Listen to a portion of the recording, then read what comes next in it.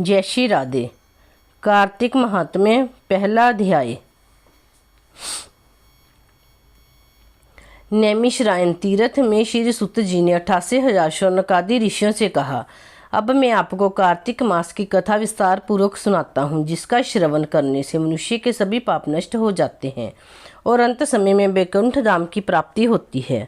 सुत जी ने कहा, श्री कृष्ण जी से अनुमति लेकर देवऋषि नारद के चले जाने के पश्चात सत्यभामा प्रसन्न होकर भगवान श्री कृष्ण से बोली, हे प्रभु, मैं धन्य हुई, मेरा जन्म सफल हुआ। मुझ जैसी त्रिलोकीय सुंदरी के जन्मदाता भी धन्य हैं, जो आपकी 16,000 स्त्रियों के बीच में आपकी परम प्यारी पत्नी बने। मैंने आपके साथ नारद जी के वह कल्प वृक्ष आदि पुरुष विधि पूर्वक दान में दिया, परंतु वही कल्प वृक्ष मेरे घर लहराया करता है।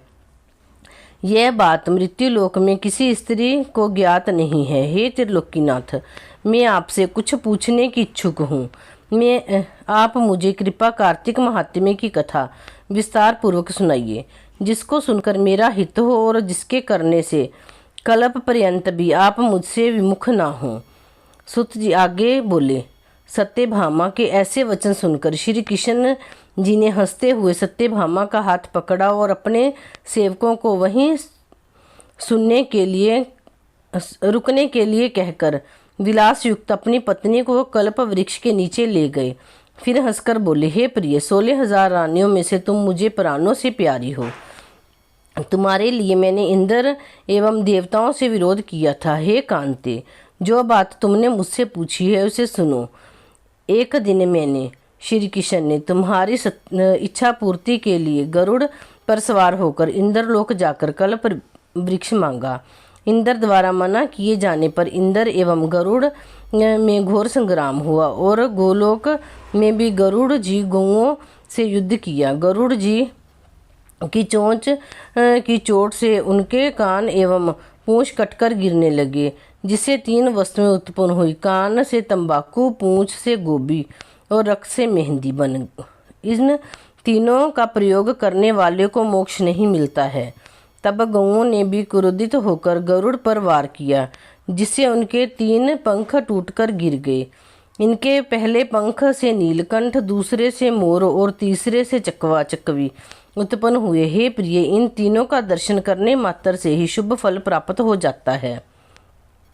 यह सुनकर सत्यभामा ने कहा, हे प्रभु, कृपया मुझे मेरे पूर्व जन्मों के विषय में बताइए कि मैंने पूर्व जन्म में कौन कौन से दान, व्रत व जप नहीं किए हैं। मेरा स्वभाव कैसा था, मेरे जन्मदाता कौन थे और मुझे मृत्युलोक में जन्म क्यों लेना पड़ा। मैंने ऐसा कौन सा पुण्य किया था कि जिससे मैं आपकी अर्धांगिनी हुई। श्री कृष्ण कहने लगे, हे प्रिय, अब मैं तुम्हारे द्वारा पूर्व जन्म में किए गए पुण्य कर्मों को विस्तार पूर्वक कहता हूँ, उसे सुनो। पूर्व समय में सतयुग के अंत में मायापुरी में अत्रि गोत्र में वेदांतक का ज्ञाता देव शर्मा नामक एक ब्राह्मण निवास करता था। वह प्रतिदिन अतिथियों की सेवा, हवन और सूर्य भगवान का पूजन किया करता था। वह सूर्य के समान तेजस्वी था। वृद्धावस्था में उसे गुणवती नामक कन्या की प्राप्ति हुई। उस पुत्रहीन ब्राह्मण ने अपनी कन्या का विवाह अपने ही चंद्र नामक शिष्य के साथ कर दिया। वह चंद्र को अपने पुत्र के समान मानता था और चंद्र भी उसे अपने पिता की भांति सम्मान देता था। एक दिन वे दोनों कुशा व समदा लेने के लिए जंगल गए। जब वे हिमालय की तलहटी में भ्रमण कर रहे थे, तब उन्हें एक राक्षस आता हुआ दिखाई दिया। उस राक्षस को देखकर भय के कारण उनके अंग शिथिल हो गए और वे वहां से भागने में भी असमर्थ हो गए। तब उस काल के समान राक्षस ने उन दोनों को मार डाला। चूंकि वे धर्मात्मा थे, इसीलिए मेरे पार्षद उन्हें मेरे वैकुंठ धाम में मेरे पास ले आए। उन दोनों द्वारा आजीवन सूर्य भगवान की पूजा किए जाने के कारण मैं दोनों पर अति प्रसन्न हुआ।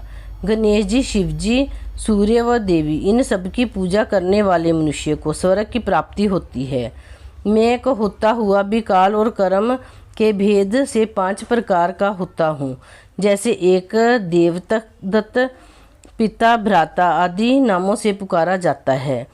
जब वे दोनों विमान पर आरूढ़ होकर सूर्य के समान तेजस्वी रूपवान चंदन की माला धारण किए हुए मेरे भवन में आए तो वे दिव्य भोगों को भोगने लगे।